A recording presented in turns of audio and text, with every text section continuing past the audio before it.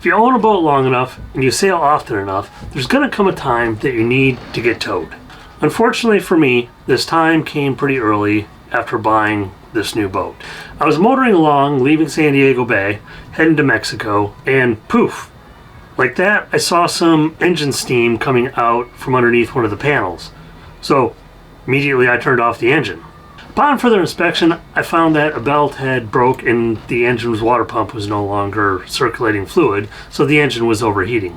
Unfortunately for me, on that day there was no wind. And despite the fact that my girlfriend Amy was willing to run downtown, buy me a belt, and swim it out to the boat, I decided to get towed back to the anchorage and make the repairs there. So if you find yourself in a similar situation, let me tell you what I learned. First and foremost, don't panic. Oh my god, what do I do? What do I do? I know this sounds a lot easier said than done, but if you panic, you make worse decisions. So take a deep breath and trust yourself, and then move on to step 2. The next thing to do is assess your situation. Every situation is going to be a little bit different, so let me go through what I did and what I looked at, and maybe that'll help you.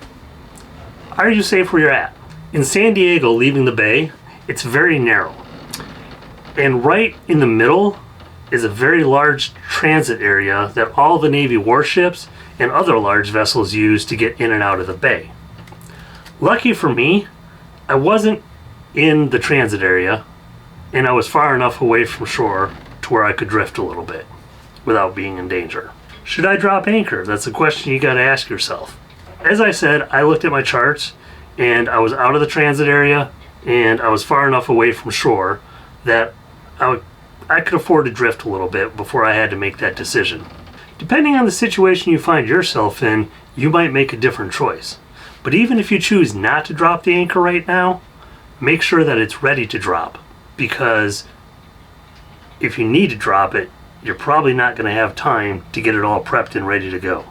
Do I need to advise other vessels in the area that I'm adrift? That's something else you need to look at. Like I said, I wasn't in the transit area, and I was actually kind of off to the side where there's not a lot of vessels coming in and out. So I decided I didn't need to advise all the other vessels of my situation at that point. If I was in the transit area, I would have needed to put out a securite on the radio on channel 16 to advise other vessels that are transiting the area that I am a hazard to their navigation. If you do have to put out a securite, get all the information in step 3 together before you do, because you're going to need that information, especially if the Coast Guard decides to get involved. How do I get back to where I need to be? Whether it's a marina, a repair facility, an anchorage, it's something that you're going to need to decide. For me, I had several options. So I took a look at the wind. I mean, I'm a sailboat, come on. The problem was, the water was absolutely flat, not even a ripple. And my wind instrument, my little handheld instrument, didn't even twitch when I held it up. Wasn't sailing out of there that day. Now, I'm not kidding when I said Amy offered to actually swim a belt out to me. She did make that offer, and don't get me wrong, I know she would. I know she would because she swam halfway across the bay with all of her scuba gear just to change my zinc.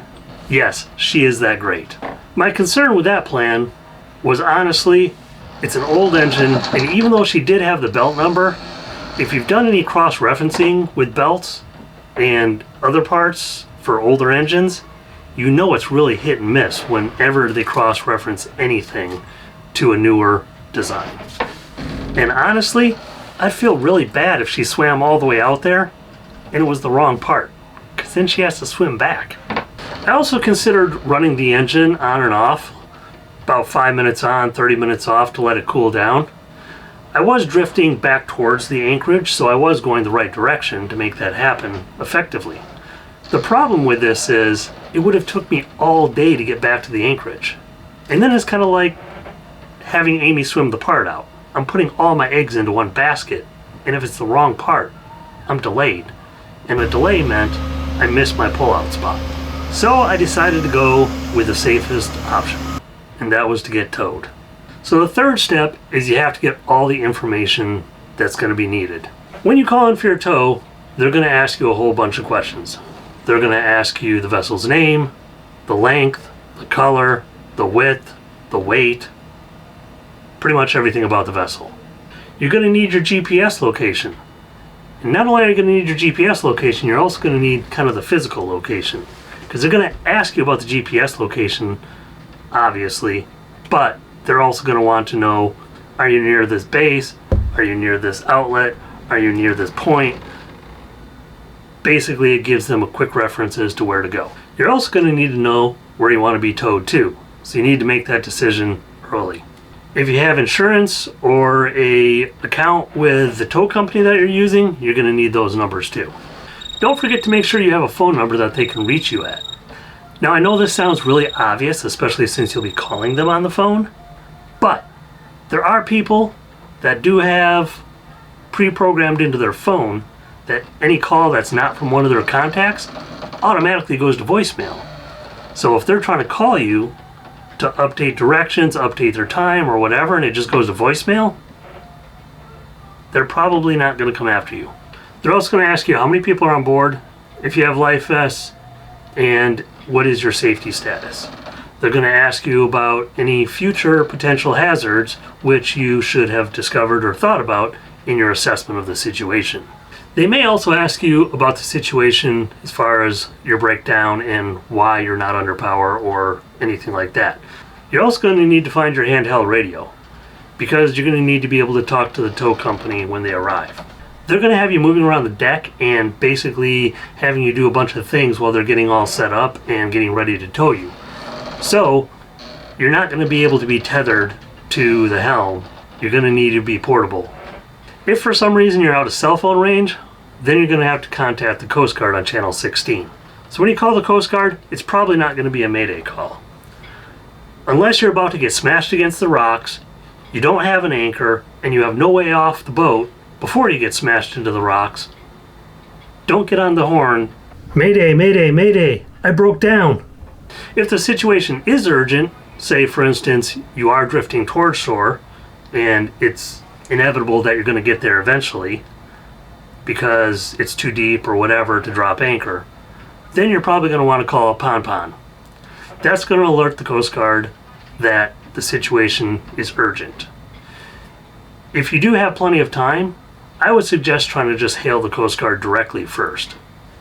Once you get a hold of the Coast Guard, they're going to ask you pretty much the same questions as the tow company would. They may ask a few more, but ultimately it's going to be pretty much the same line of questioning. Typically, the Coast Guard is only going to act as kind of a dispatch center. They're going to contact a tow company and have the tow company come get you.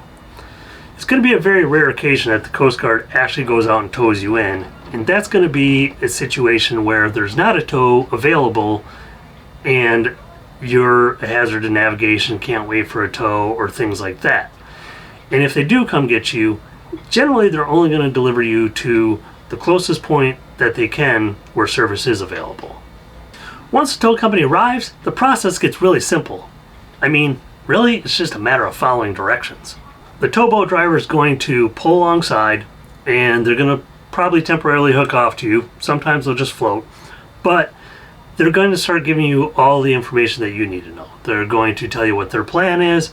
They're going to get you the lines to hook onto your boat. They're going to tell you where they want them hooked. They're going to tell you what channel to be on the radio so that they can talk to you. Basically all the information that you need to know.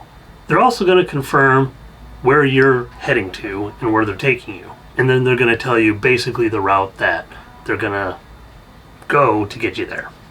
For myself, this was a very easy process. He handed me the tow lines, told me to hook them off to the cleats on the bow. I went ahead and did that. He contacted me on the radio, basically as he was spooling out all the length of line that he needed to have between us. Once he was ready to go, he confirmed that I was ready to go, and we were off. Because there was a good length of line between us, and we were going through kind of a well-traveled area, we were back and forth on the radio with him basically letting me know which side of each boat we were going to go on, any boats that were in the area, basically communicating any changes of direction so that I didn't get caught off guard. Pretty much everything that I needed to know. So, like I said, it was pretty simple, and you just have to have that handheld radio so that it's easy for you to communicate with the towboat. For me, the final destination was in Anchorage, so once we started approaching the anchorage, he started slowing down. Of course, he was letting me know that he was slowed down, and I'm not going to go into all the details, but he basically walked me through exactly what he wanted me to do. As I said, just follow directions, because every situation is going to be a little bit different. Every towboat captain's going to be a little bit different, and they're going to want you to do different things for whatever the situation is and what they deem is the safest for that moment. Once we were stopped, the towboat driver had me, of course, go to the front and unhook. He reeled in the lines and then basically swung around and came up alongside of me again. At that point in time, he tied off pretty securely to me because he was using his boat to basically position my boat within the anchor. Once we got in the anchorage area, he basically let me tell him where I wanted to drop the anchor, and once we got to that point, we got the anchor dropped, he backed it up, we got the anchor set, and upon final approval and me saying everything was okay and satisfactory to exactly where I wanted things anchored, it was time to pay. The cost of getting towed 6 nautical miles was quite surprising. I should have listened to Amy, because the belt that she bought fit perfect.